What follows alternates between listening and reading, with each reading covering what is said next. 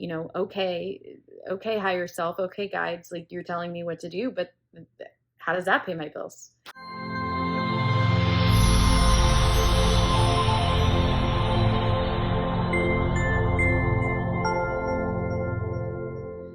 Hello, it is day 30. I finally made it to day 30. However, I promise to be authentic and real and honest in all of these videos. And so technically yesterday would have been day 30, but once again, for probably the fifth time, I forgot. And so 30 days of video diary has actually taken more like 40 or 45 days, but I did it. I did it. I did it. I stuck to it. I didn't give up. So many days I was like, fuck it. I'm not going to do it. And I stuck with it. I persevered. I made it to 30 days, even though it took me longer. And, I think that there's so many things I want to say today on the last day of this 30-day journey. If any of you have stayed with me this whole time, hallelujah, praise you. I hope I added something to your life if you kept up with me these 30 days. But there's some things, the last 30 days have been a time in my life, really the last 3-4 months have been a time in my life that has been incredibly intense and incredibly transformative. And it just, everything is changing in my life. Everything has been changing since I decided to work with an energy worker and go to a ketamine assisted mindfulness retreat. Didn't know what would happen with either one of those things. Turns out they would together create my second spiritual awakening. My first one happened about 7 years ago and started with a book I read. And this one started with, as I said, a decision to go to a retreat up in New York and to work with whom I lovingly refer to as a white witch. That's not her name. It's just what me and my husband refer to her as. But we did a 6-week mentorship with her. And it became blatantly clear to me that I was off course. I was off course. And it became very clear to me who I really am and how to live that out. And when we all say we just want to know our purpose, we just want to know who we really are, we have to really be prepared to hear that, because it had been slowly knocking on the door for the last 7 years, really.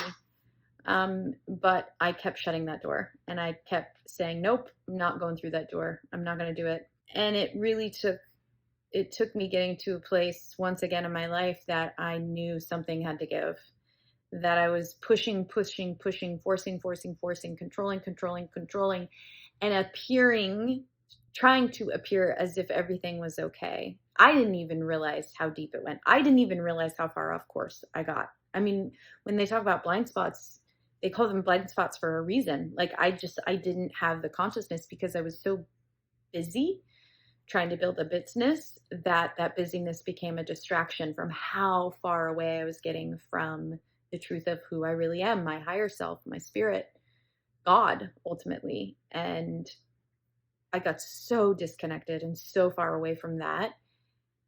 And I just I went astray. And so as it happens, when the student's ready, the teacher appears.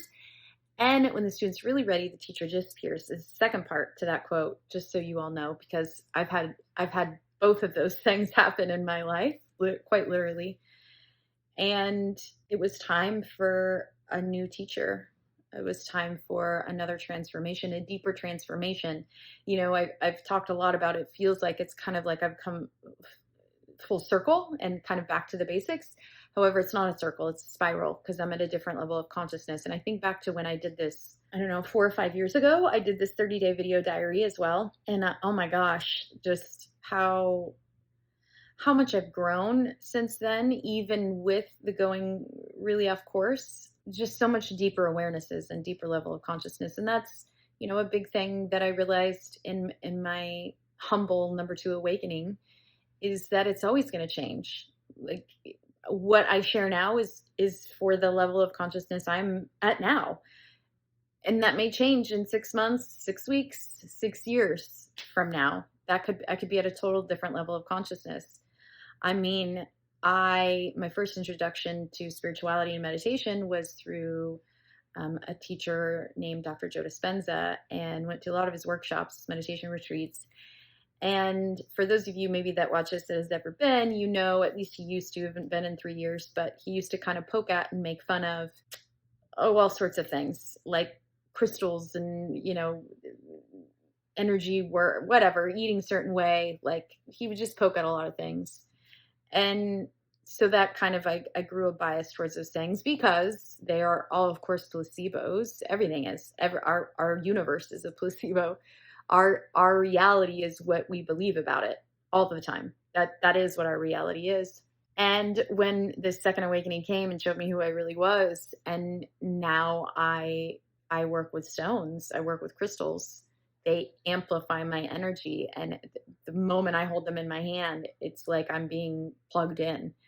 And learning more about them and understanding the properties of stones and crystals, the energetics behind them, what they're actually capable of, the energy that they hold within them, and being able to tap into that has been humbling and so expansive. And I'm so happy that I didn't almost miss out on the opportunity to work with those things.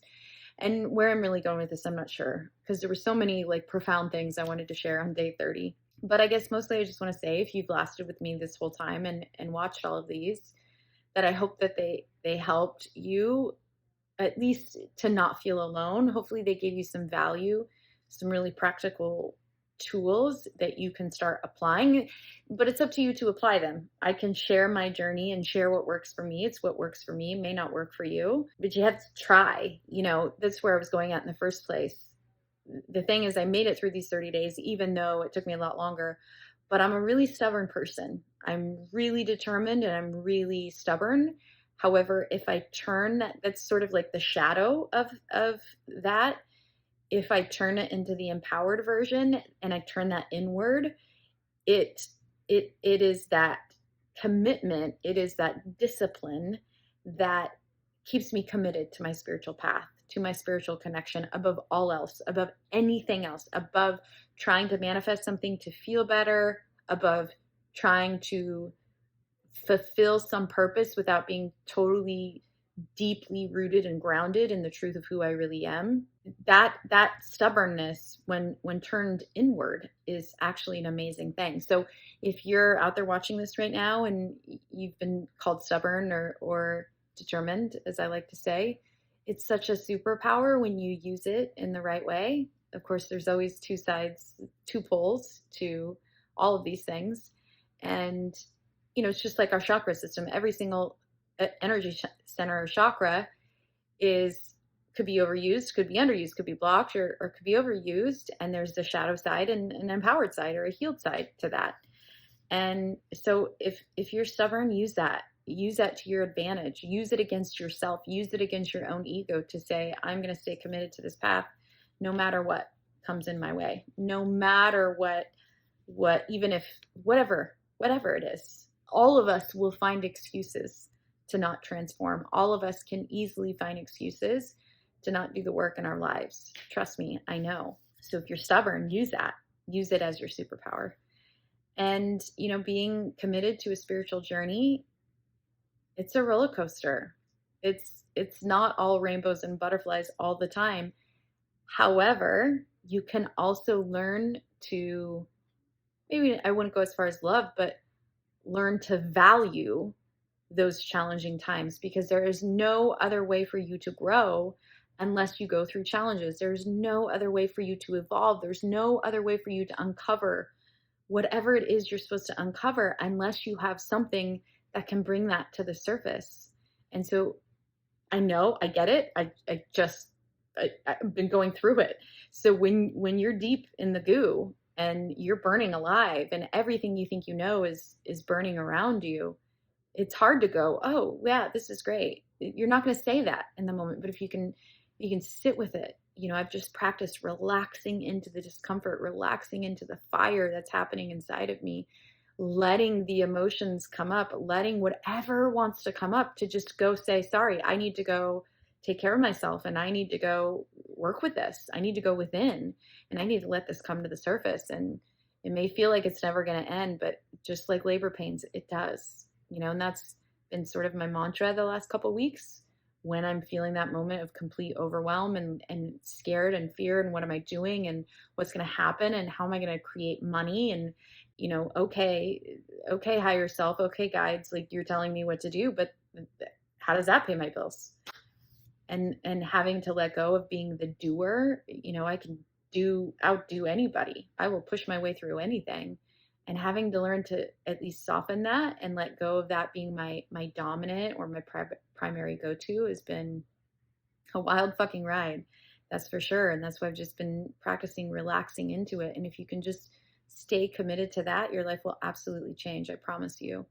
And again, even when it feels like you're going to die, it's only because some part of you is. But that part of you that's dying is standing in the way of more light that you can literally hold in your body.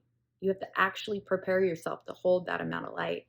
But the only way you can do that is transcending, ascending, letting that stuff come up, anything that stands in the way of love. It has to go. And the only way it can go is out and through. And you're going to feel it and it's okay. And you're going to feel like it's never going to end and it's okay. I promise you it will.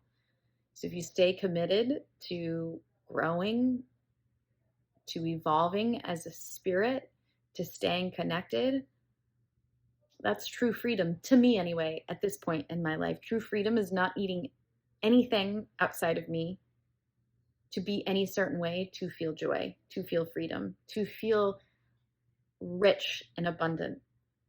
Nothing. I don't need a number on a screen. I don't need the scenery to look a certain way. I just know how to tap it. I just have to know how to tap into that myself. So this is the end of 30 days, but it's not the end of me because I'm going to keep posting on this channel. I'm going to keep showing up. I'm going to keep sharing because I feel like that's kind of the point is all of us just sharing and being real and being authentic and not needing to look a certain way. I know I got lost in that trap the last 2 years trying to grow a coaching business. Was like everything I said needed to be said just right. And every way I looked, I need to look just right. And God, for me, I mean, my superpower has always been that I'm real. I'm just real. I just don't want fakeness ever. And man, I got lost on that. And so now here I am, just showing up, woo-woo witch crystals and all. So this is the last me. Probably see me the next day on another YouTube video. But hey, let me know. Did any of you stay with me the whole 30 days? Did you watch them all? What'd you get from them? Let me know in the comments. I love you all. Happy 30 days.